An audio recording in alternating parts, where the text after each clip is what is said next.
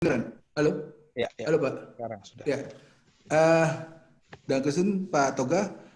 Mungkin kita lanjutkan dulu dengan Bu Muji ya. Nanti mungkin pertanyaan setelah Bu Muji nanti presentasi. Kira-kira seperti itu dulu. Untuk yang bertanya mohon ditahan dulu atau bisa lewat chat nanti kita tampung. Nanti setelah Bu Muji baru pertanyaan itu bisa kita lakukan tanya jawab. Silakan Bu Muji. Oke, terima kasih sebelumnya atas kesempatan ini. Assalamualaikum warahmatullahi wabarakatuh. Salam sejahtera untuk kita semuanya.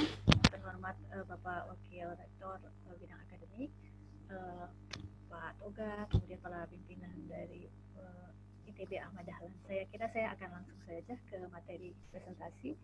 Ya, barangkali banyak di antara peserta yang belum mengenal apa itu DAAD. DAAD merupakan sebuah lembaga mandiri yang mandiri dari lembaga-lembaga pendidikan, institusi pendidikan tinggi di Jerman.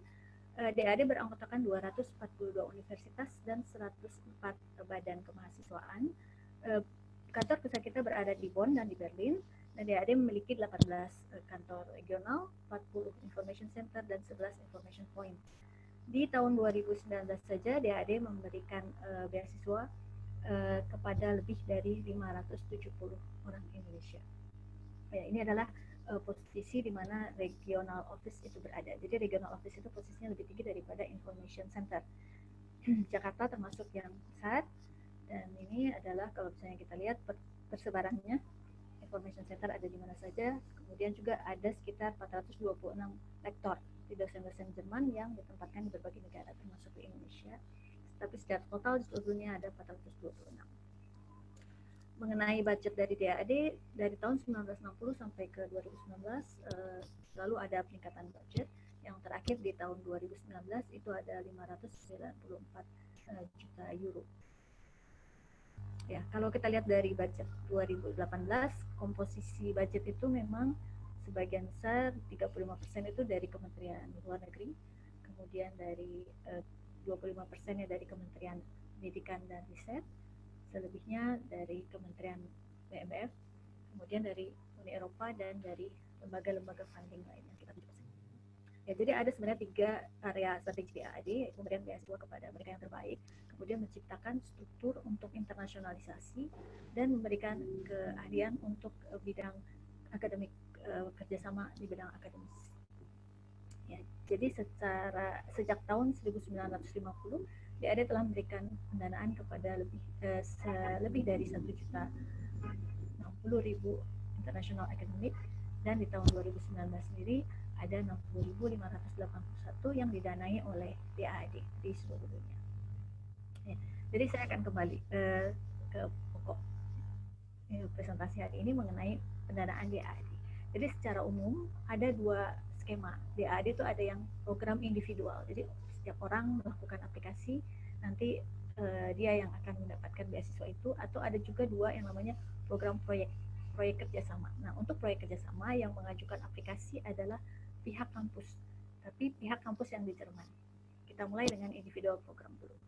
Ya, ini adalah untuk program undergraduate dan postgraduate. Jadi mahasiswa S1 atau S2 ataupun S3 bisa mengajukan program yang namanya study visit for group of foreign student. Jadi ini semacam program studi visit, kayak semacam studi banding ke kampus di Jerman. Ini adalah grup. Jadi satu grup itu terdiri dari 10-15 orang yang didampingi oleh satu dosen pendamping. Yang mengajukan aplikasi adalah dosen yang dari Indonesia. Mengajukan aplikasi namun harus sudah siap dengan konsepnya, kemudian sudah dapat undangan dari Jermannya. Nah, yang diberikan oleh DAAD bila berkas tersebut memenuhi kriteria adalah uang harian 50 euro per hari per orang, dan kemudian ada uang untuk mobilitas, termasuk untuk travel tiket internasional sebesar 780. Memang euro per orang.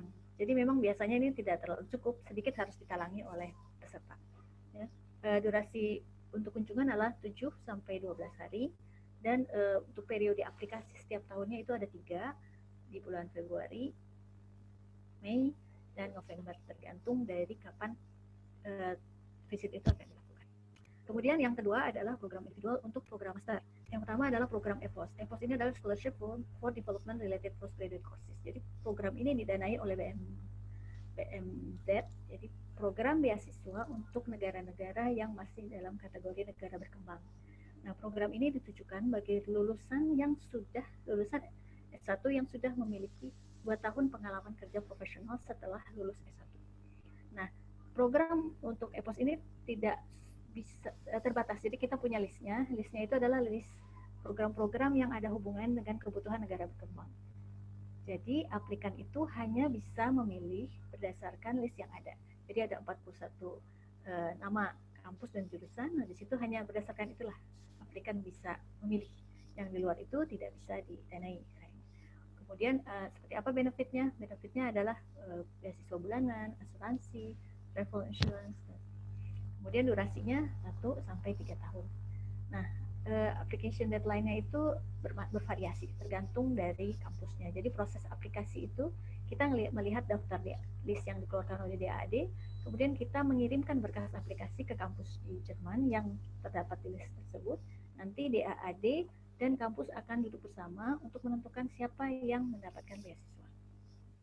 Yang selanjutnya adalah program Public Policy and Good Governance. Ini ditujukan untuk mereka S1 yang lulus dari bidang-bidang social science, political science, hukum, public administration, dan ekonomi. Ini juga sama seperti program EPOS, jadi hanya ada daftar yang hanya tergantung pada daftar yang dikeluarkan oleh DAAD. Jadi aplikan hanya bisa memilih dari daftar yang dikeluarkan DAAD.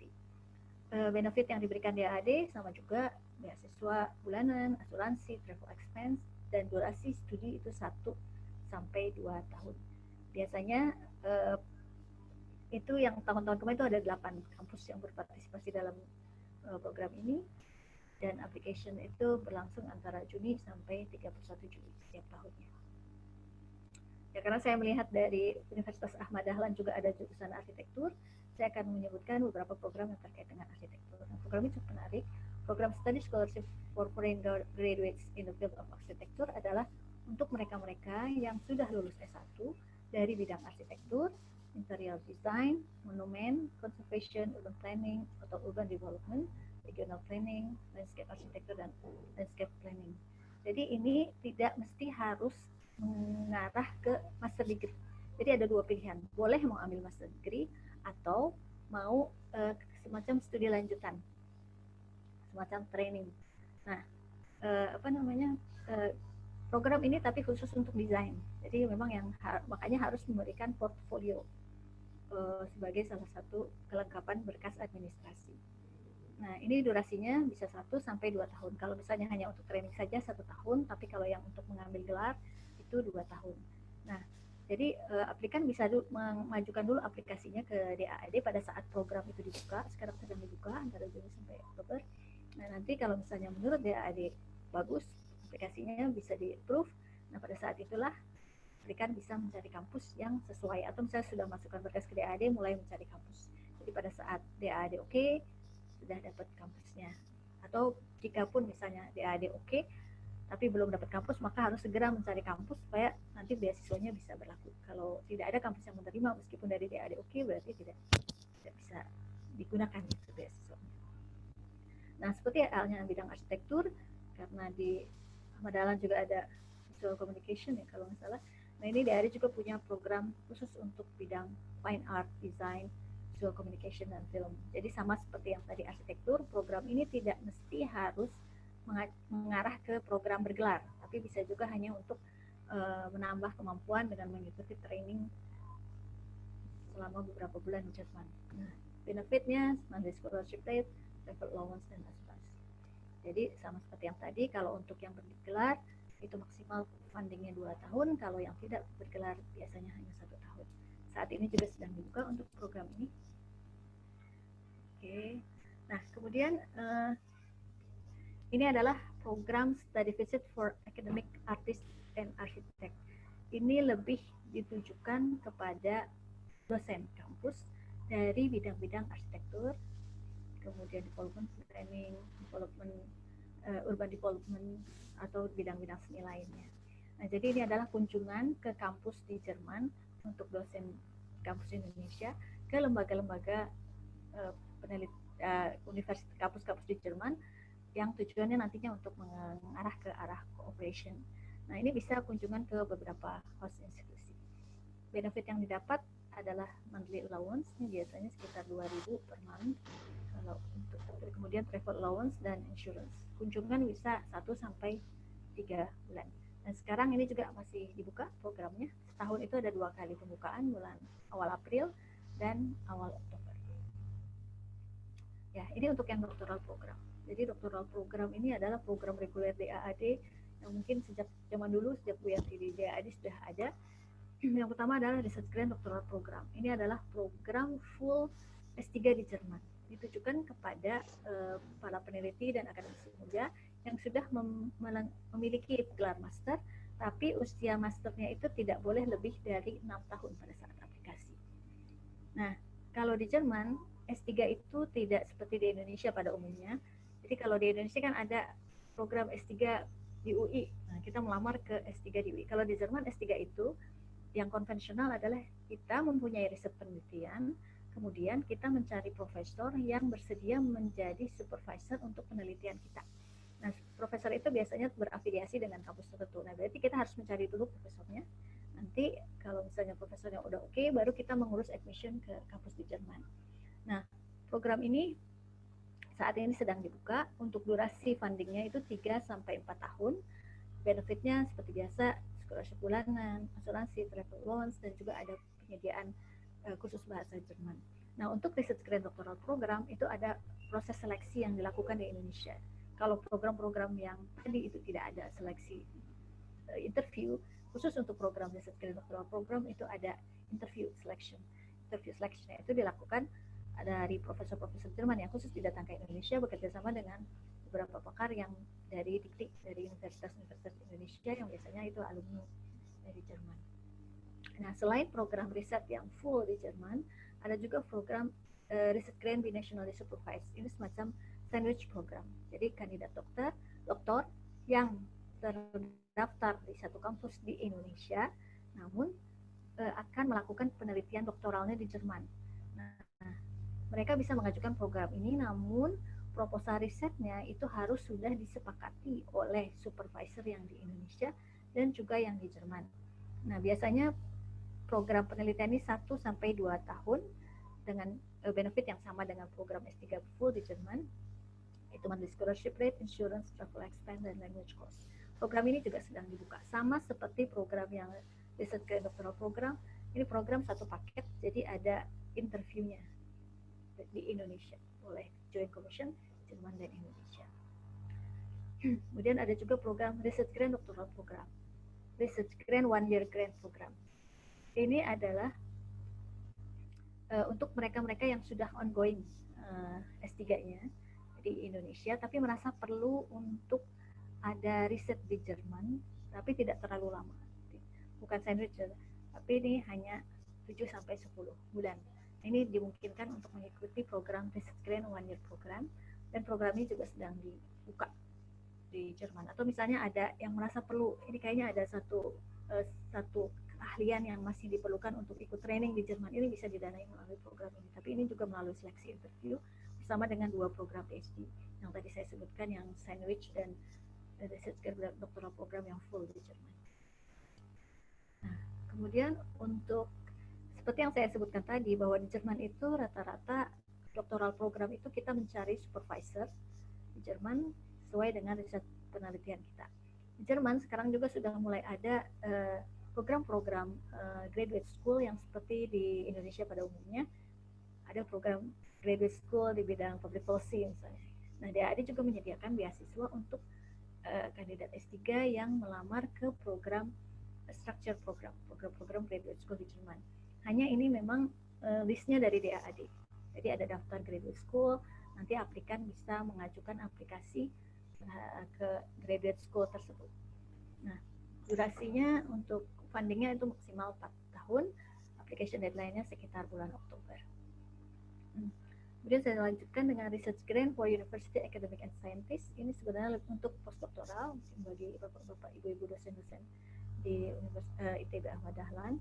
Ini adalah program kunjungan ke Jerman untuk penelitian bagi mereka dosen atau peneliti yang sudah memiliki gelar S3.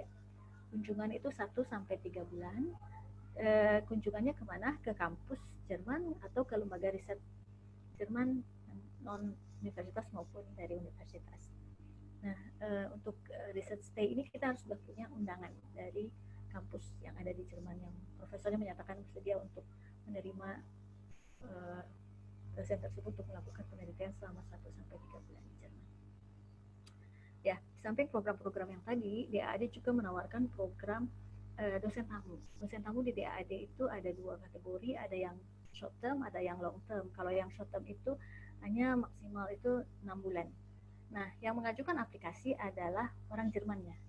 Dari pihak Indonesianya itu mengeluarkan undangan dan juga mengeluarkan kira-kira job desk-nya apa.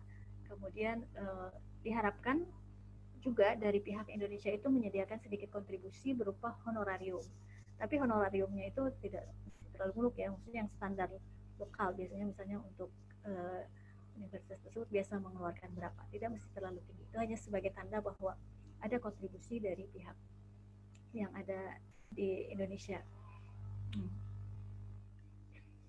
Kemudian ada juga yang long term. Long term ini misalnya kalau di IPB ini sudah dari tahun 2000, itu untuk jurusan Marine Science, atau di UGM untuk jurusan hukum.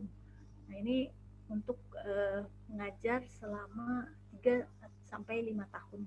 Nah, ini prosesnya adalah kalau misalnya suatu universitas di Indonesia berminat untuk mengajukan visiting lectureship untuk jangka waktu yang panjang, dia bisa menghubungi DAAD menyatakan bahwa ingin berminat untuk program kunjungan dosen tamu jangka panjang. Nah, dia harus menjelaskan apa sih job desk-nya, kurang lebih kontribusinya apa. Nah, nanti DAAD akan melihat apakah proposal itu baik atau tidak. Kalau misalnya baik, maka DAAD akan mengeluarkan semacam call for application yang dibuka secara publik. Ini ada misalnya Universitas ITB Ahmad Dahlan untuk jurusan ini. Nah, nanti akan banyak pelamar yang masuk ke DAAD dan DAAD lah yang melakukan seleksi. Nah, kandidat yang terpilih itulah yang nantinya akan ditempatkan di negara Indonesia misalnya. Nah, untuk yang long term ini DAAD memberikan honorarium ya lumayan besar juga, namun tetap saja dari universitas lokal diharapkan memberikan lokal honorarium meskipun jumlahnya belum tentu terlalu besar. Itu tidak apa-apa, hanya untuk menunjukkan bahwa ada kontribusi dari pihak sini. Nah, selanjutnya adalah program-program university management. Jadi DAAD memang perlu bahwa sekarang itu internasionalisasi merupakan bagian yang tidak terpisahkan dari universitas, sehingga perlu ada semacam capacity building atau program-program pelatihan bagi staf manajemen universitas. Ada berbagai macam program dari mulai yang junior sampai ke yang senior. Nah, ini ada yang pertama adalah Management of Internationalization, ditujukan untuk university staff yang mempunyai 2 tahun pengalaman di bidang manajemen pendidikan tinggi, usia tidak boleh lebih dari 50 tahun. Nah, bentuk apa yang diberikan oleh DAAD itu adalah bentuknya pelatihan-pelatihan dengan tema-tema terkait internasionalisasi. Application periodnya sekitar April dan Mei, dan benefitnya ada seperti travel allowance, accommodation, commercial allowance, asuransi, dan makan ya. Karena training itu biasanya udah semuanya udah di cover, tinggal mengikuti ini aja untuk makannya. Kemudian ada juga Dean's Course. Dean's Course ini adalah ditujukan untuk kepala departemen atau wakil dekan yang suatu saat dia berminat untuk menjadi menjadi dekan, atau dekan yang baru di posisi pertama kali menjadi dekan. Nah, ini ada semacam program training dengan tema-tema yang terkait dengan hal tersebut. Nah, ini biasanya 2 tahun sekali ditawarkannya, jadi bentuknya adalah kursus semacam trainingnya ada beberapa fase, dan biasanya itu setiap peserta itu harus mengajukan semacam proposal project gitu. Jadi nanti ada semacam study case, harus dipresentasikan seperti apa sih projectnya, gimana kira-kira hambatannya apa, seperti itu. Dan ada lagi juga namanya Unilead. Unilead ini lebih untuk mereka yang masih junior. Jadi mereka yang benar-benar baru terlibat di manajemen pendidikan tinggi. Sama juga bentuknya bentuk training course dengan tema-tema yang terkait dengan manajemen perguruan tinggi untuk level-level junior. Kemudian bagi mereka yang bergerak di Quality Assurance Campus, itu juga ada semacam training course dengan tema-tema terkait. Jadi ini application periodnya biasanya sekitar bulan Agustus deadline-nya. Jadi untuk semua program DAAD, biasanya memang DAAD mempunyai skema program, sehingga aplikan yang berminat dengan program DAAD itu harus menyesuaikan dengan program yang DAAD tawarkan, dan kemudian nanti tentunya bersaing dengan yang lain, dan manalah yang terbaik itu akan yang menjadi kandidat yang terpilih. Demikian. Untuk yang kategori yang kedua adalah University Cooperation. Biasanya memang untuk University Cooperation syaratnya itu jauh lebih kompleks. Berdasarkan pengalaman, University Cooperation itu biasanya dimulai dari hal-hal yang kecil, dari program-program individual. Setelah networkingnya itu terjalin, sudah saling kenal, ada saling interest, barulah bisa terbentuk University Cooperation. Nah, contoh-contoh program University Cooperation yang pertama adalah Fact Finding Mission. Nah, semua program-program University Cooperation itu proses aplikasinya harus diajukan oleh pihak Jerman. Fact Finding Mission misalnya ada universitas di Jerman yang tertarik dengan ITB Ahmad Dahlan. Kemudian dia ingin mengadakan semacam kunjungan untuk melihat seperti apa sih ITB Ahmad Dahlan. Kayak akan mengirimkan delegasi untuk mengeksplorasi kemungkinan untuk kerjasama. Nah, DAAD menyediakan semacam pendanaan untuk membantu biaya perjalanan bagi delegasi Jerman yang akan berkunjung ke ITB Ahmad Dahlan. Namun yang mengajukan tetap Jerman Higher Education Institution, jadi orang dari pendidikan tinggi Jerman. Kemudian ada juga program Global Degree. Global Degree itu memang banyak urusan kecil ya, pernak-pernik yang harus diurus, misalnya ijazah segala macam ya. Biasanya ini cukup kompleks dalam pengurusannya. Tapi program Global Degree ini juga bermacam-macam pendanaannya, bisa untuk yang dalam fase penjajakan, atau yang sedang dalam pengembangan, atau yang memang sudah berjalan. Jadi bisa bermacam-macam programnya. Ada juga program ISEP, International Study and Training Partnership. Jadi ini semacam program pertukaran antara dosen atau mahasiswa. Kalau untuk mahasiswa itu biasanya kredit yang diambil di kampus yang di Jerman dan mahasiswa di Jerman yang datang ke Indonesia ke kampus tertentu itu nanti kreditnya itu bisa diakui oleh kedua kampus sehingga bisa dimasuk ke dalam transkrip nilai mereka dan diakui sebagai suatu kredit yang sudah diambil. Ini ada contohnya itu ITB dengan Braunschweig atau Universitas Negeri Yogyakarta dengan Universitas Munster. Nah, ada juga subject related partnership. Ini biasanya sebelum mengarah ke double degree itu subject partnership dulu, subject related partnership dulu. Jadi fokusnya adalah untuk membuat struktur yang kuat di lembaga partner, lembaga Indonesia. Jadi misalnya kalau misalnya mau kerjasama dengan Universitas Jerman ke arah double degree, pastinya kurikulum yang ada di partner university harus bisa diakui oleh Universitas Jerman. Nah, perlu adanya penyerataan, penyamaan persepsi mengenai kurikulum. Nah, ini biasanya melalui program Subject Related Partnership. Di dalam program ini itu ada program pertukaran dosen, ada program pertukaran mahasiswa. Namun memang emphasize-nya lebih ke kurikulum dan the model development. Nah, kemudian ada juga program dialog dengan negara-negara Islam. Ini biasanya program kerjasama yang bisa sampai 3 tahun, berupa serangkaian seminar yang diselenggarakan oleh 2 kampus ya, atau lebih dari Indonesia dan dari Jerman yang terlibat untuk saling pengertian antara negara Barat dengan negara-negara Islam. Ya, jadi kurang lebih seperti itu pertanyaannya, pemaparan dari saya singkat saja. Kalau untuk DAAD Jakarta kita punya website www.daad.id. Untuk program-program beasiswa itu bisa dilihat di daad.id. Nah, saya kira sekian dari saya untuk pertanyaan. Saya persilakan. Terima kasih. Ya, terima kasih Bu, Ibu Mugi. Mungkin kita buka langsung pertanyaannya langsung ke para peserta. Mungkin kalau ada yang bertanya silakan kami buka, dan mungkin 2 pertanyaan dulu kita buka buat pembawa narasumber Pak Toga tadi. Mungkin ada yang pertanyaan, silakan.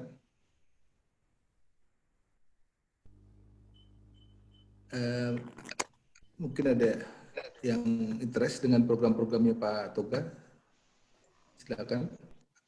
Atau mau mungkin saya Pak Sony saya mau ya, silakan menyampaikan. Ya, silakan Pak Budi.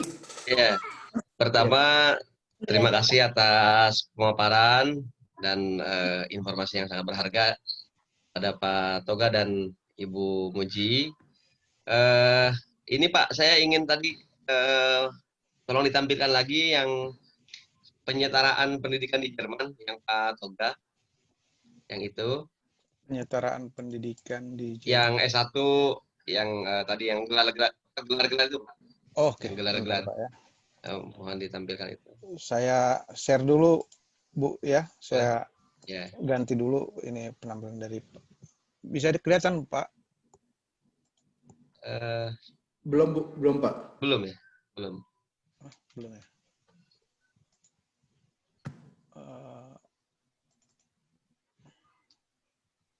Mungkin Bu Muji harus keluar dulu kali, stop dulu. Di stop dulu mungkin ya, stop screen dulu ya, Bu Muji ya. Belum juga? Saya coba lagi. Sudah. Oh, udah bisa. Ya. Ya, dia lagi masuk, Pak. Iya, yang ini Ya. ini Bu, Pak ya. Yang tadi Pak, yang bukan Pak, yang tadi Pak, yang gelar-gelar Pak. Oh, gelar-gelar. Oh, sorry. Ah, ya ini. Ini ya? Sorry. Ini. Ini gelar. Yang ini Pak. Yang ini ya. Betul ya. Ini jenis-jenis titel di Jerman, Pak. Iya. Jadi Pak Sony itu sebenarnya S2 kan Pak ya? Kan diploma itu. Kan gelarnya itu. Diplom Ing, ya. Iya. Untuk penyetaraan ini Pak di dosen kan di Indonesia harus S2 minimal ya. Berarti gelar-gelarnya ini. Diplom Apakah ini berlaku juga sampai hari ini seperti ini? Kalau saya sih melihatnya itu berlaku sampai sekarang ini, karena ini yang masalah kita dari zaman Bahelu di Indonesia. Kalau kita pulang dari sini selesai diplom Ing, itu mungkin yang membuat sekarang Jerman pun mengikuti sistem internasional. Itu kita itu butuh ini pernyataan surat lagi dari ini kalau kita itu adalah S2. Ya. Betul Pak. Itu master, kalau kita itu kelas master, dan itu dari dulu masalahnya Jerman dengan Amerika, Inggris gitu. Karena mereka kan sistemnya bachelor dan master. Jadi minta ini lagi ya, semacam statement konfirmasi dari universitasnya ya. Dan itu saya dapat biasanya itu mudah sekali. Universitas di sini akan mengeluarkan. Tapi 10 tahun terakhir ini titel udah nggak keluar lagi, Pak. Setahu saya udah 10 tahun. Tapi bagi yang sudah lulusan lama dengan gelar ini bisa ada statement dari kampus untuk bicarakan S2 kan gitu kan Pak? Mestinya iya, itu nggak masalah saya rasa. Iya. Saya sih karena dari pengalaman pribadi ini tidak Pak, masalah. kaitan dengan persyaratan dosen di Indonesia kan harus S2 gitu kan sejak 2005 ya, sejak Undang-Undang Sisdiknas itu. Oh ya. Iya, jadi harus setaranya S2 ini. Baik Pak. Tapi untuk tambahan mungkin memang sekarang yang gelar ini hampir sudah tidak ada lagi programnya di seluruh perguruan tinggi di Jerman.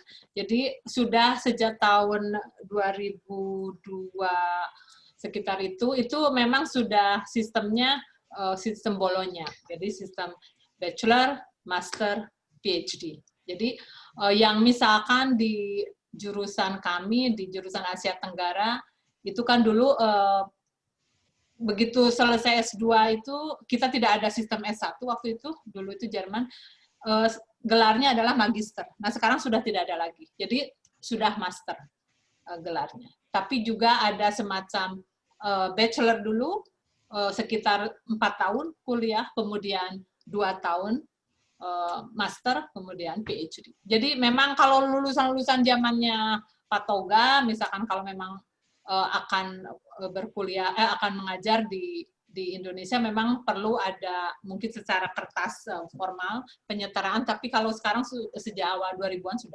sudah tidak lagi. Ini tambahan Pak Sutia, ini sebenarnya titel udah menjadi satu kebanggaan buat orang Jerman yang masih punya ini. Iya, betul. Cuman ini jadi masalah kalau kami keluar dari Jerman. Karena istilah diploma, bukan diploma sebenarnya, diplom dibilangnya. Tapi di Indonesia kan jadi diploma. Diploma itu kan itu A3, D3 ya. D3, padahal sudah gelar master gitu Pak. Makanya saya dulu juga banyak masalah itu di waktu kerja di Indonesia. Saya juga cerita tadi selesai dari sini pulang ke Indonesia. Kamu itu hanya diploma ya, D3 gitu. Ya, daripada saya capek-capek saya diam aja lah udah. Dan saya berangkat ke Singapura, mereka lumayan tahu. Saya hanya kasih itu juga. Saya tidak pakai, saya pakai tetap title diplom engineer-nya, tapi di belakang saya tulis ekuivalennya itu adalah Master of Science. Karena saya dapat surat dari situ. Jadi ini memang jadi masalah. Mungkin sekarang ini dirubah jadi bachelor sama master, ada baiknya juga. Juga sama dengan ini Pak. Di Indonesia kan S1, S2, S3 masih begitu ya. Kalau di Jerman kan S1 itu namanya B.E. gelarnya. Sementara kita dulu kan punya istilah BA itu sebelum S1. Nah itu ada masih kekacauan seperti itu masih ada di beberapa kepala orang Indonesia juga. Terus untuk diploma D1, D2, D3 di Jerman tidak ada. Jadi kalau mereka sudah selesai D3 dari Indonesia mau studi di sini ya harus mulai lagi gitu. Yang jadi masalah Bu Yanti, mohon maaf Pak Budi nih, terkait dengan di diktinya, dirjen dikti, itu ada perbedaan. Iya, ada perbedaan di mana diplom ing yang dari Fachhochschule dan diplom ing yang dari universitas itu dibedakan. Diplom ing Fachhochschule itu disetarakan dengan D4 atau S1. Nah, itu yang saya dapatkan kemarin waktu saya kembali tahun 96. Makanya mestinya Bapak master kan Pak, mestinya. Iya, makanya itu yang tertunda. Dan banyak teman-teman yang dari Fachhochschule itu juga dikarenakan disetarakannya dan D4 atau S1 gitu Pak Toga dan Bu Yanti. Nah, kalau yang diplom ing yang diplom ing yang dari universitas, nah itu disetarakan dengan S2. Nah, itu nggak tahu nih, saya mesti urus lagi atau gimana, itu problem selalu nih yang ada di Indonesia bagi teman-teman yang dari Fachhochschule. Ya, mungkin bisa nanti diperjuangkan. Selamat berjuang aja Pak Sony. Kita dukung dengan doa. Mungkin DAAD bisa membantu itu negosiasi dengan pihak Dikti, dengan Kemendikbud. Karena kan hanya Jerman lah negara yang mempunyai sistem seperti itu. Ada universitas namanya, dan ada applied university. Jadi itu namanya Fachhochschule. Dimanapun di dunia ini tidak ada seperti itu. Tapi Jerman itu mempunyai yang kalau universitas memang akademis aja teori istilahnya ya. Kalau Fachhochschule itu applied university. Jadi sebenarnya universitas sama perguruan tinggi, cuma ada semacam penekanan yang lebih ke praktisnya gitu. Jadi tapi kalau secara degree sebenarnya tidak bisa S1, itu udah S2 ya. Jadi itu mungkin ada yang harus kalau kalau ada yang mengajukan penyetaraan ijazah ke Dikti, itu dari Dikti larinya ke KBRI. KBRI yang diberi. Nanti dia mengeluarkan statement dari Adikbudnya. Nah, kadang-kadang juga Dikti menanyakan kepada kita, tapi kita tidak by request saja. Kalau misalnya ada pertanyaan ini kira-kira gimana ya, nah kita baru bisa memberikan informasi yang mereka perlukan, kurang lebih begitu. Biar ini Bu, biar Pak Sony langsung doktor, nggak S2 lagi. Masih S2 Pak Toga. Bisa Pak. Baik Bu Yanti, Bu Muji, Pak Toga, makasih. Yang lain mungkin, adik-adik. Jadi kita loncat-loncat aja pertanyaannya langsung ke Bu Muji juga nih, rupanya ada pertanyaan juga nih di chatnya. Terkait dengan program EPOS, Bu Muji mungkin bisa dibantu. Iya, pertanyaannya apa pertanyaan itunya? Apa namanya? Mengenai EPOS ini mungkin di chat Pak yang lebih lengkap. Ada di terkait program beasiswa EPOS, saya tertarik atas program MBA Small Enterprise Proposition and Training September di University Leipzig terkait berkas administrasi. Apakah cukup jika aplikan hanya mengirimkan universitas terkait? Betul ya. Jadi untuk proses aplikasi sekarang, kalau dulu semuanya di DAAD, sekarang cukup mengirimkan aplikasi ke Leipzig-nya saja. Jadi digabungkan antara persyaratan yang diminta oleh Leipzig dan persyaratan yang diminta oleh DAAD. Biasanya ada beberapa set ya, jadi dibikin 2 atau 3 rangkap. Cukup 1 pintu saja ke Universitas Leipzig. Nanti kalau deadline-nya sudah lewat, Universitas Leipzig mengumpulkan semua berkas yang memang untuk aplikasi DAAD. Nah, setelah semua berkas lengkap di Leipzig akan memanggil DAAD Jerman untuk duduk bersama menentukan siapa yang mendapatkan beasiswa dan siapa yang diterima di Universitas Leipzig. Jadi memang hanya 1 pintu aja, aplikasi tidak perlu dikirim ke DAAD Jakarta. Jadi cukup ke Universitas Leipzig saja. Demikian. Iya. Makasih Bu Muji. Mungkin Bu Indah. Ada lagi Bu yang Pak Sony yang di kolom chat itu, ada Bu dari Yogyakarta itu, Ibu Amalia. Ya. Ibu Amalia. Ini pertanyaan saya juga nih nanti sebenarnya. Tapi bagus sudah ditanyakan sama Bu Amelia ini. Ya, sejauh ini sih memang kita tidak ada ya, memang selalu menjadi kendala untuk, bahkan sekarang D4 pun meskipun di sini dibilangnya Bachelor of Applied Science, ya istilah Inggrisnya kalau Indonesia, itu sampai sekarang pun masih sering terkendala. Jadi kalau untuk D3 ke S1 itu tidak ada program beasiswa extension. Jadi kalau D3 itu ya kita nggak ada beasiswanya, untuk S1 nggak ada. Kalau D4 menuju S2 itu tergantung dari kampusnya. Mau tidak mereka menerima dengan kondisi kita D4. Demikian. Jadi untuk D3 ke S1 extension tidak ada. Oh ya, mungkin yang pertanyaan dari Jogja tadi ya. Silakan kalau masih ada pertanyaan. Oke, saya rasa Jogja cukup ya. Yang lainnya apa ada pertanyaan? Silakan.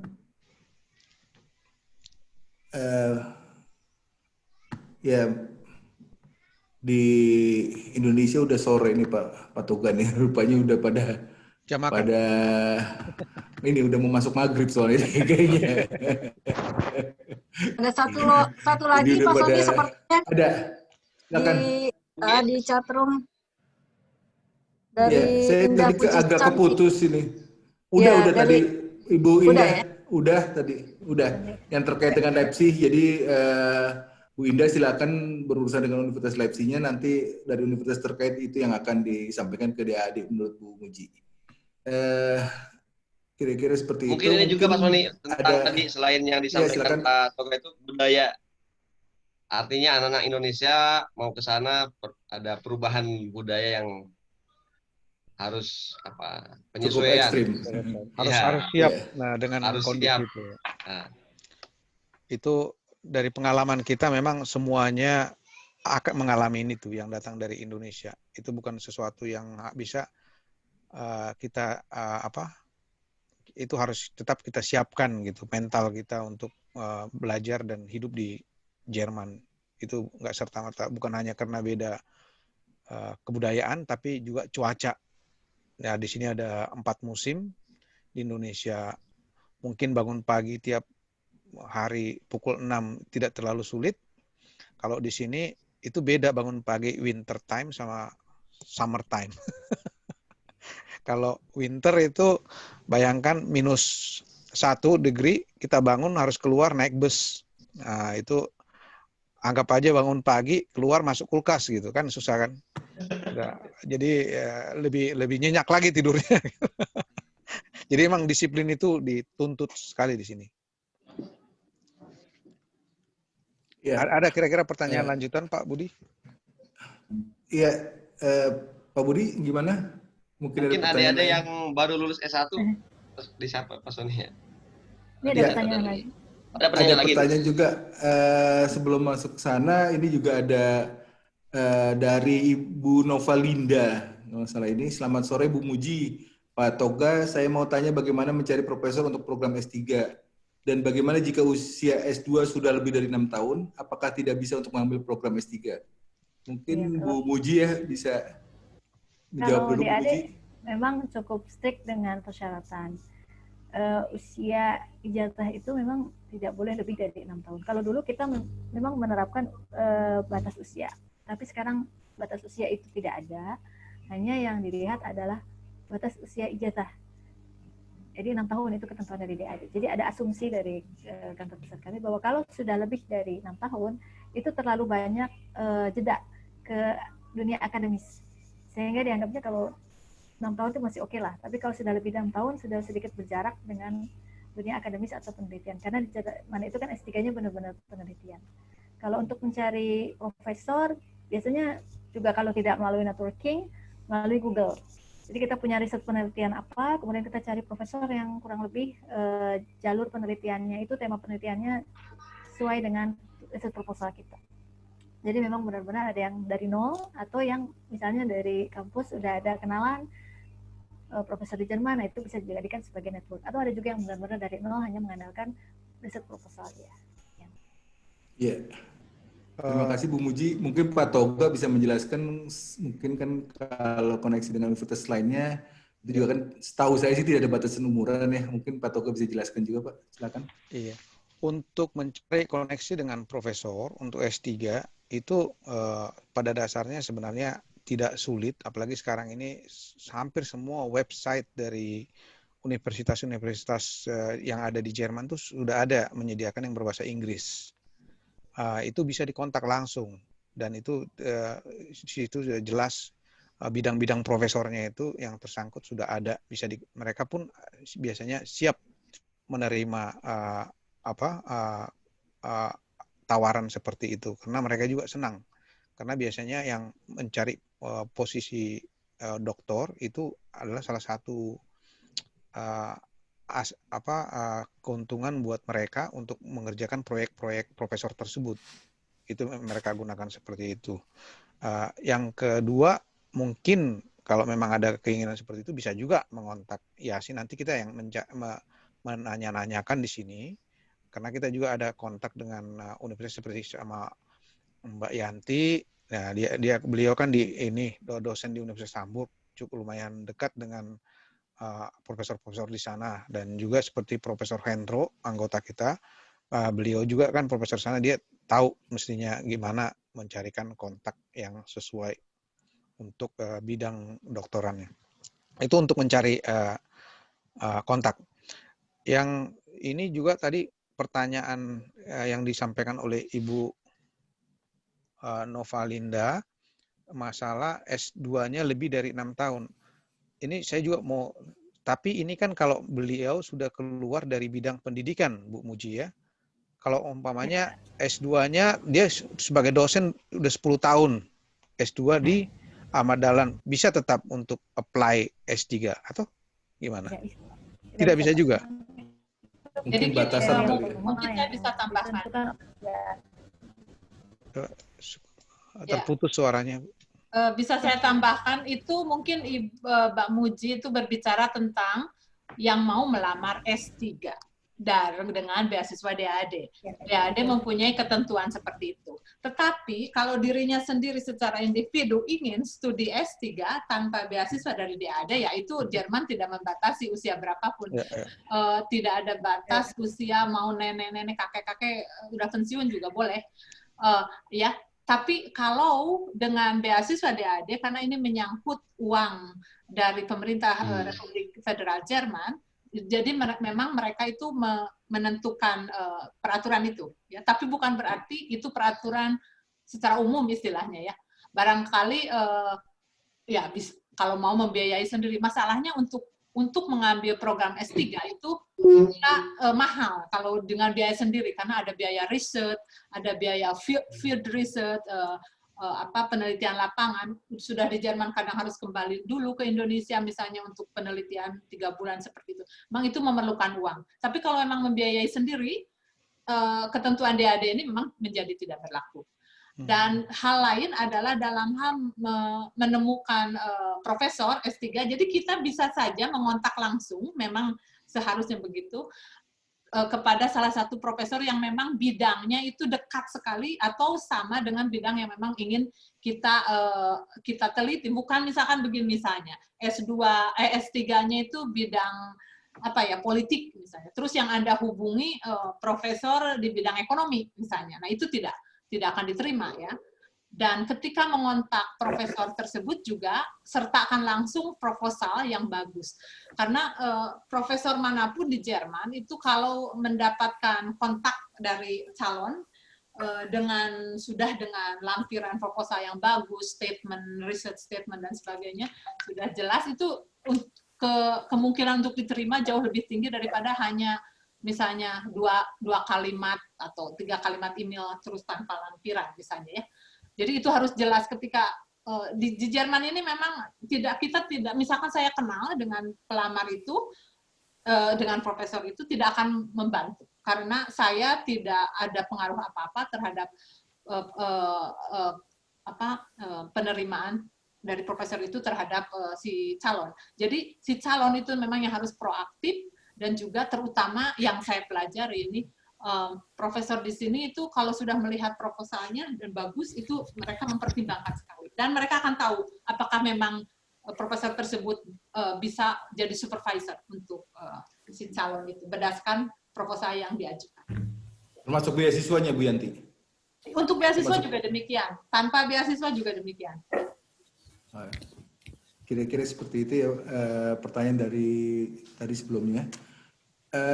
Mungkin kalau secara institusi mungkin lebih mudah kali ya Bu Yanti. Misalnya institusi kami bekerjasama dengan IASI, terus ada student atau yang mau buat S2 atau S3 di sana, bisa dibantu atau gimana, atau memang ada kerjasama seperti itu?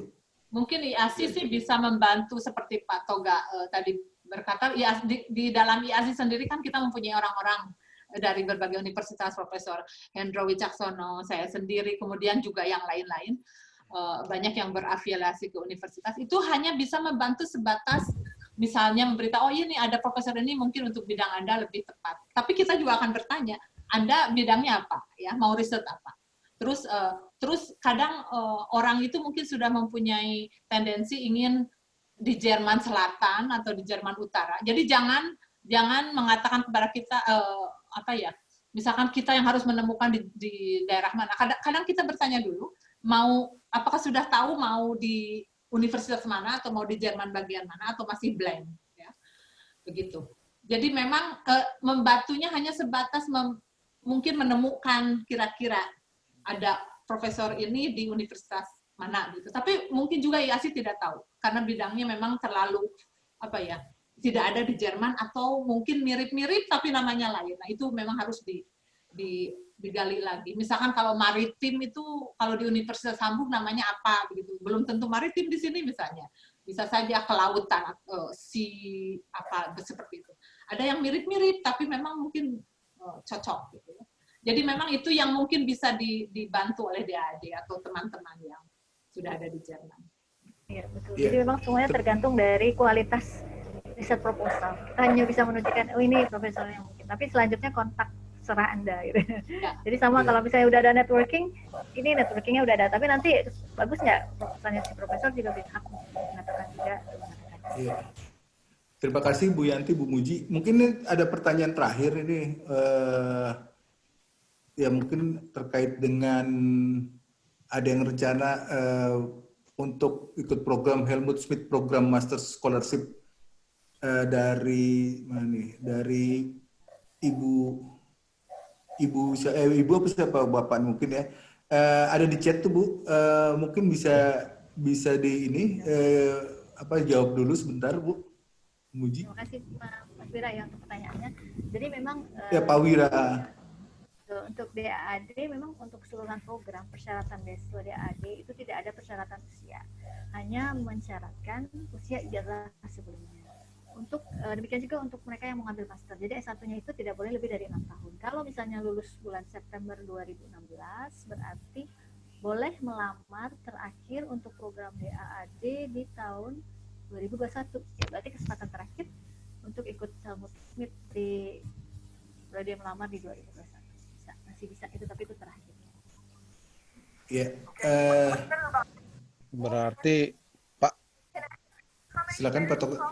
Berarti Pak Sony Aristono tidak bisa lagi mendaftar ya? Udah lebih dari 6 tahun. Nggak bisa kayak Pak. Dispit Pak.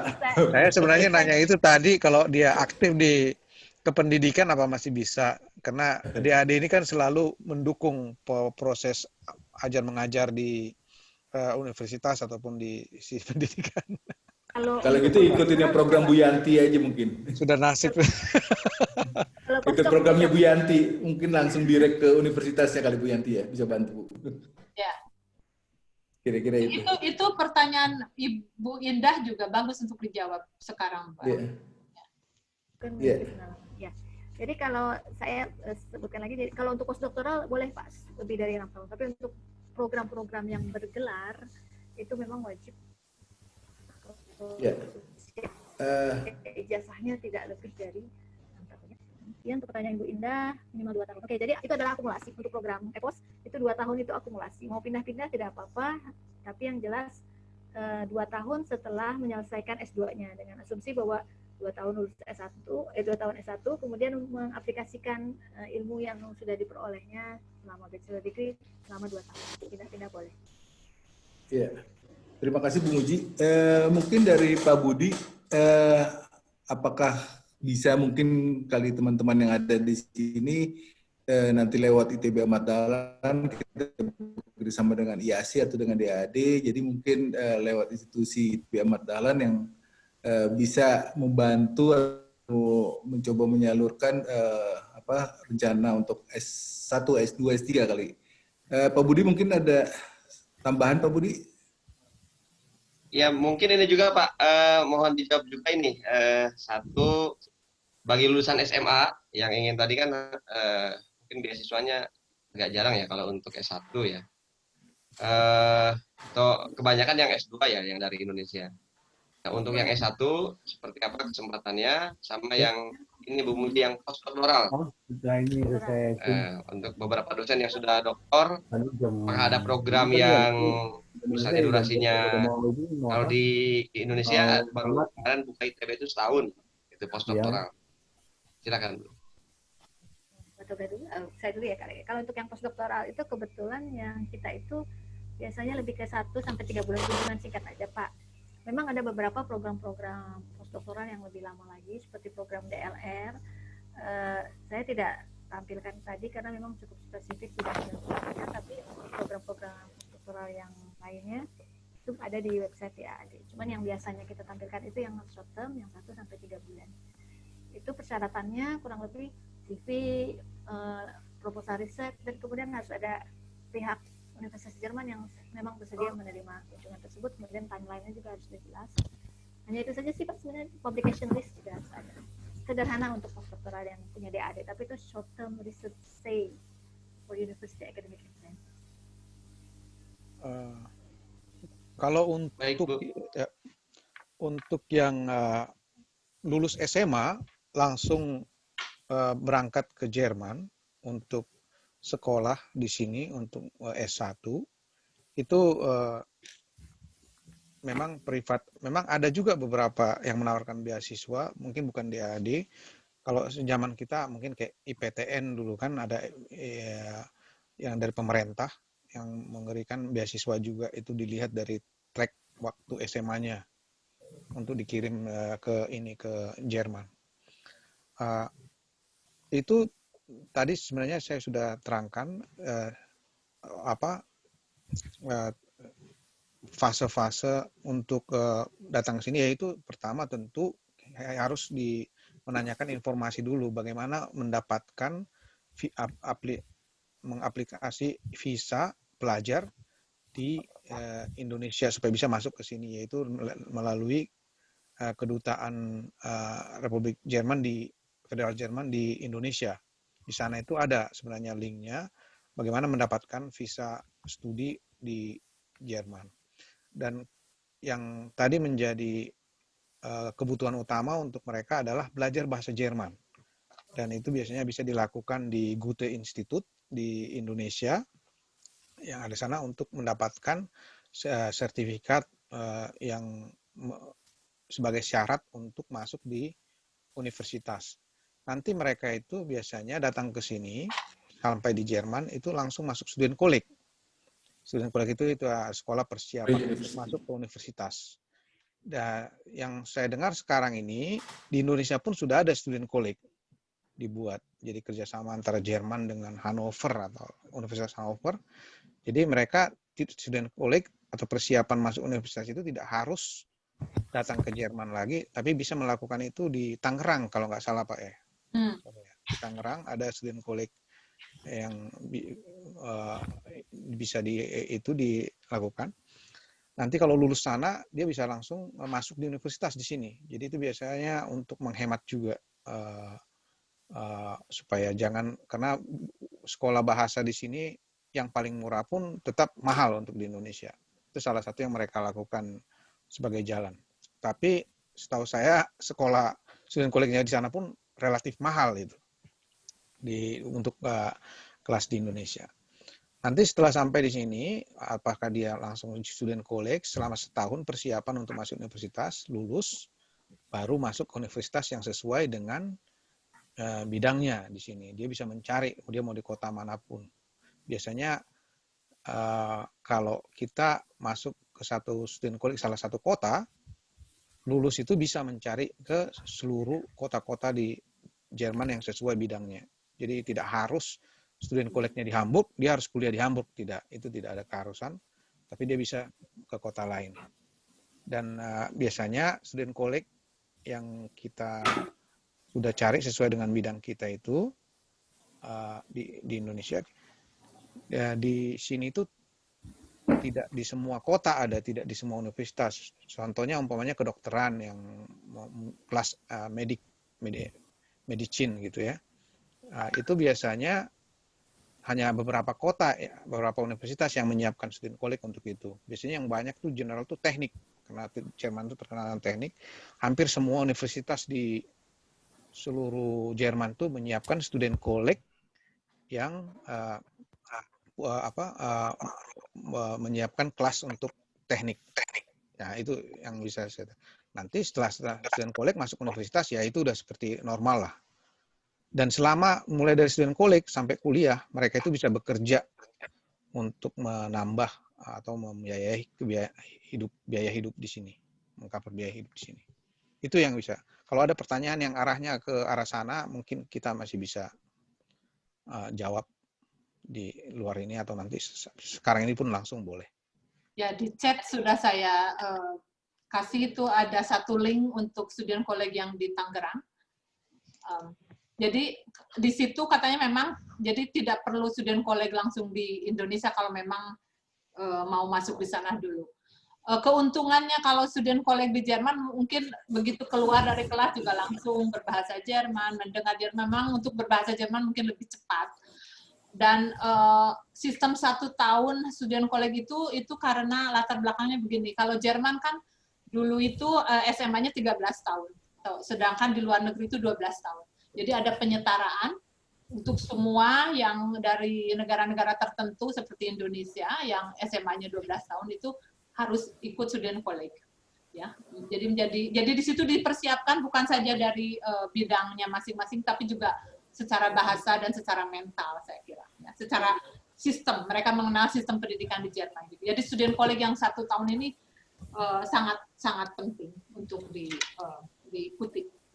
Jadi tidak bisa langsung masuk ke universitas dari SMA langsung, tapi harus 1 tahun dulu belajar kuliah di student college. Ya, terima kasih Bu Yanti. Pak Sony masih bisa nanya? Ya, Pak Ardiansah, mungkin silakan Pak, satu lagi.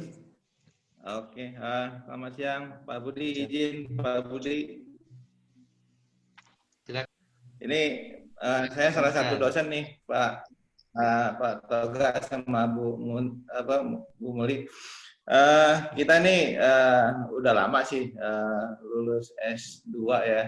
Kayak saya dari tahun 2003 saya S2-nya ya saya mulai ngajar dari tahun 2000 nih, Pak. Jadi selain beasiswa DAAD ada nggak beasiswa lain untuk S3 nih program? Saya kebetulan dari program studi arsitektur nih.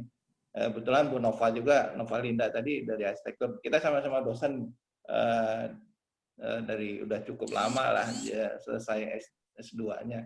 Jadi adakah maksudnya selain DAAD ada nggak beasiswa lain yang untuk program S3-nya itu? Makasih Pak. Ya Pak Ardiansyah, tadi sudah dijelaskan ya oleh Bu Muji. Mungkin untuk yang DAAD ada batasan usia, baik itu batasan dari kesarjanaannya.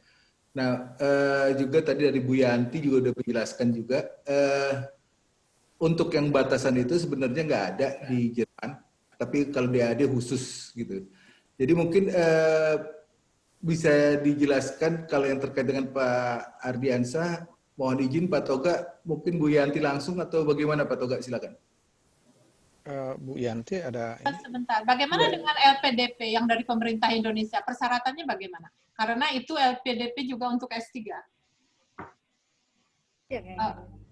Mungkin Bu ada batas usia.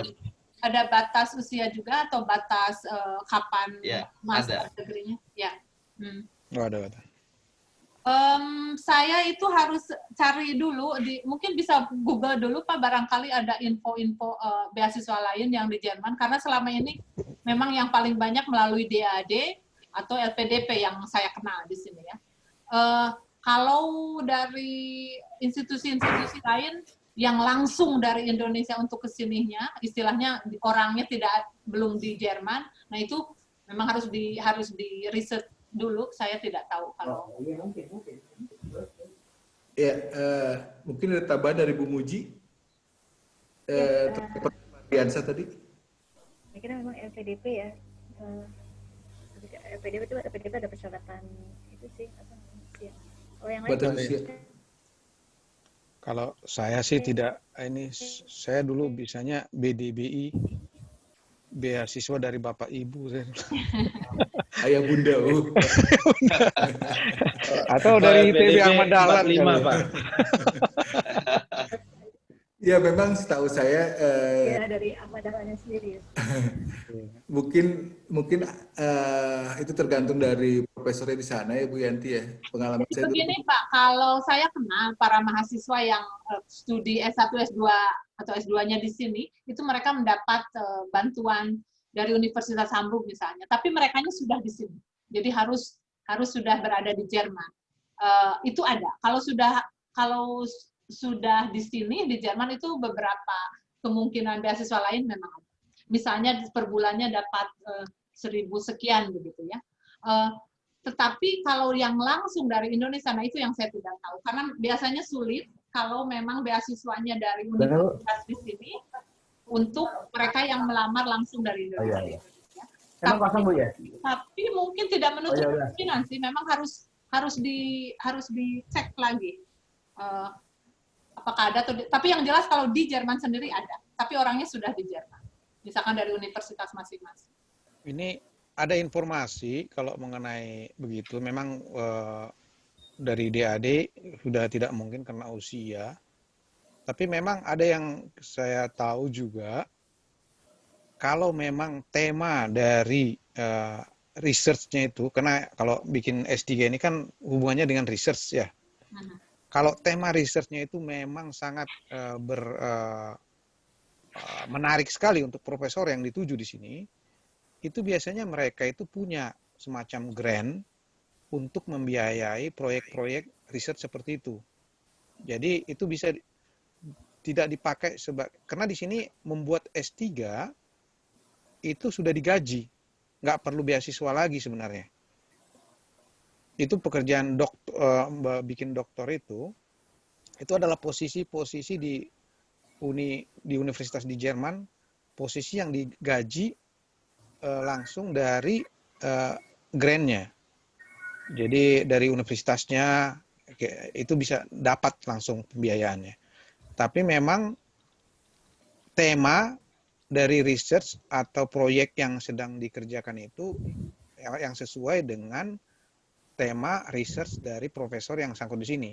Jadi ekor-ekornya adalah kalau mencari tema untuk doktornya doktoratnya itu di sini, itu cari profesor yang sesuai dengan tema yang mau kita usulkan. Dan kita harus siapkan betul-betul. Dan bisa mencoba di beberapa universitas. Cari kontak ke profesor yang itu salah satu jalan yang kita tahu. Karena di sini banyak teman-teman yang lulus S2-nya di sini, mau bikin doktor, itu kan tidak akan dapat beasiswa dari DAAD. Tapi mereka langsung dibayar oleh proyek itu. Dan itu banyak, hampir semuanya di situ seperti itu. Ya itu mungkin salah satu jalan, jadi tanpa beasiswa. Dan itu biasanya biayanya cukup untuk membiayai sampai satu keluarga. Tadi lihat di link, saya kebetulan dapat link yang umum, mungkin nanti dibaca saja itu dalam bahasa Inggris. Saya kira yang Pak Toga katakan juga betul, apalagi kalau fokus risetnya sangat unik, ya, unik atau bagaimana, itu biasanya diminati lah istilahnya oleh pihak Jerman sini. Ya, mungkin terkait dengan itu, mungkin kita coba nanti akan diskusi lebih dalam, atau mungkin dari Pak Budi atau dari Bu Heni, coba nanti kita coba susun ya pointer-pointernya, kira-kira yang bisa membantu untuk kerjasama ini atau menyalurkan keinginan teman-teman yang terkait untuk S1, S2 atau S3. Dari situ mungkin bisa bantuan dari IASI juga nih Pak Toga nantinya gitu loh. Tapi yang terkait masih umurnya masih bisa mencakupi mungkin dengan Ibu Muji ya. Dalami lebih dalam Bu, atau mungkin bisa dituangkan dengan pointer-pointer berbentuk MOU atau apa gitu. Kira-kira gitu untuk semuanya. Mungkin sebelumnya Pak Budi bisa sampaikan kata ini sambutan terakhir ya Pak, mungkin ada kata-kata terakhir atau gimana? Pak Budi, silakan. Oke, baik Pak Sony. Terakhir kami mengucapkan terima kasih pada para narasumber, Pak Toga, Bu Muji, Bu Yanti. Ya, karena keterbatasan waktu, mudah-mudahan dalam ke depan bisa kami tindak lanjuti melalui Kantor Urusan Internasional ITB Ahmad Dahlan yang dikepalai oleh Ibu Heni Mulyati, nanti bisa menindaklanjuti program-program yang ada di DAAD maupun program-program yang ada di IASI. Nanti harapan kami bagi adik-adik kami yang melanjutkan dari S1 di Ahmad Dahlan kemudian lanjut ke S2 di Jerman ataupun S3 ataupun para dosen yang sudah doktor kemudian mengambil postdoc-nya di Jerman, harapan kami bisa membantu, bisa dibantu, dan semoga ada kerjasama ini bisa berlanjut terus. Apakah mungkin nanti dilanjutkan dengan MOU ataupun yang lain, tapi yang lebih penting adalah implementasi dari MOU atau perjanjian-perjanjian yang bisa kita buat bersama. Terima kasih untuk para narasumber dan tentu Pak Sony yang sudah memfasilitasi kami bisa bertatap muka di Zoom ini dengan Pak Toga, dengan Ibu Yanti, dengan Bu Muji. Terima kasih banyak atas kesempatan ini. Terakhir salam dari Pak Rektor kami yang tidak bisa hadir di forum ini dan para warek yang lain. Terima kasih. Wassalamualaikum warahmatullahi wabarakatuh. Waalaikumsalam. Saya kembalikan ke Bu Heni dulu, mungkin ada masukan dari Bu Heni sebelumnya untuk menutup acara ini. Sebagai MC. Alhamdulillah sudah terlaksana dengan baik silaturahim kita. Semoga ini menjadi inisiasi awal kerjasama berikutnya, baik pada IASI maupun DAAD. Dan pertemuan berikutnya nanti kita akan coba rencanakan realisasinya ya gitu. Terutama juga tentang pertukaran mahasiswa yang saya lihat cukup aktif ya di DAAD ini diselenggarakan. Ini juga sudah azan maghrib ya. Bapak Ibu, alhamdulillah kita telah sampai di penghujung acara kita. Terima kasih banyak pada narasumber, moderator, serta para peserta yang telah menyimak acara dari awal sampai akhir. Semoga banyak manfaat yang didapat, terutama untuk kita atau untuk saudara-saudara Bapak Ibu yang ingin melanjutkan studi lanjut, baik S2 maupun S3. Akhir kata dari saya, mohon maaf atas segala kekurangannya. Kami ucapkan terima kasih. Wassalamualaikum warahmatullahi wabarakatuh. Waalaikumsalam warahmatullahi wabarakatuh. Terima kasih Pak Toga, Bu Muji, Bu Yanti, Pak Budi, Bu Heni. Terima kasih. Sama-sama. Auf Wiedersehen. Auf Wiedersehen. Sampai bertemu kembali. Auf Wiedersehen. Sampai Terima bertemu. kasih Pak, Bu. Terima kasih Pak. Terima kasih Bu. Toga, Bapak. Bu Yanti, Ya, sampai jumpa Pak lagi. Sony, Bu Muji. Kita foto dulu kayak. Semoga suatu saat bisa bertemu di Jerman ya, Pak Toga, Bu Iya, Yanti. Iya, Pak. Amin. Melden. Ikut LP3S saja Pak Budi. Ya, Iya, iya. hubungi Siap, Pak. siap, siap. Guys, Pak siapa? Pak Didik Rahbini. Pak Budi. Betul. Pak Didik ya, Pak Didik Ya, Pak Rabini. Didik. Ya, ya. Mau difoto dulu Insya Allah, katanya. Sudah. Udah. Iya, Pak Udah, Didik. Udah, betul. Foto dulu Bu Heni. Ya udah. Ya sudah sih.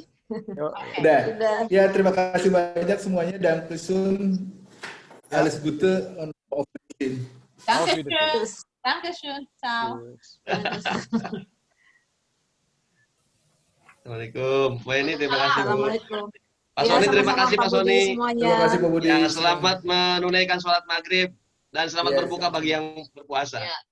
Alhamdulillah. Ada adik-adik Mohon semua maaf maju ini. terus. Amin ya robbal alamin. Iya, karena di Jermannya Masih siang.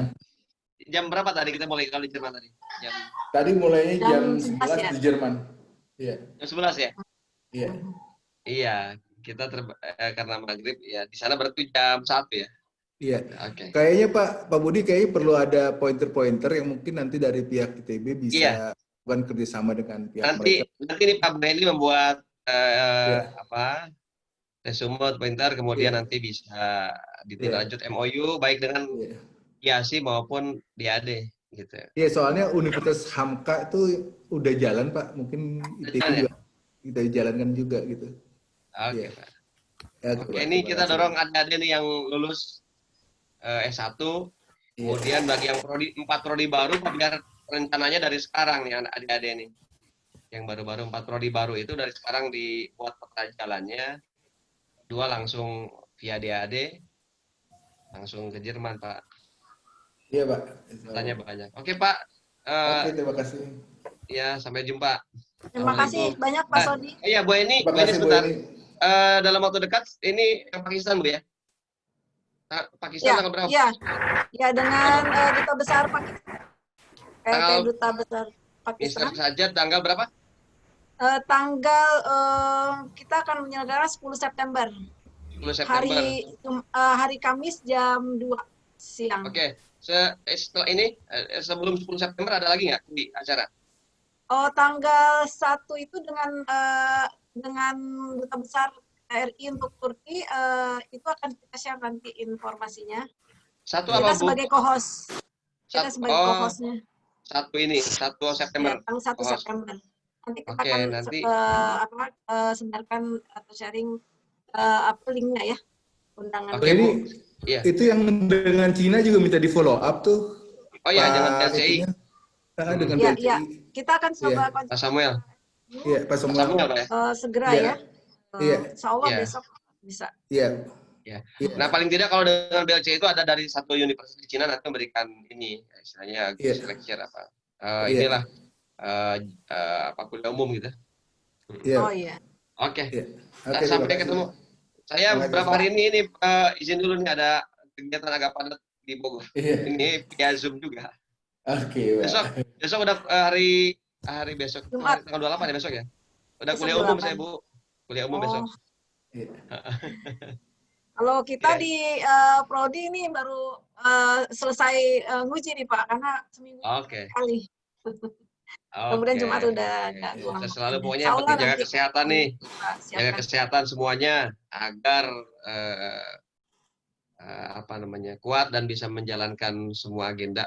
Itu yang terpenting. Amin. Amin ya rabbal Oke, alamin. Assalamualaikum warahmatullahi wabarakatuh. Waalaikumsalam warahmatullahi wabarakatuh. Sekali lagi terima kasih Pak Budi, Salam Pak for Sony, all. Bapak Ibu yang telah bergabung sampai saat ini. Kita Assalamualaikum warahmatullahi wabarakatuh. Assalamualaikum.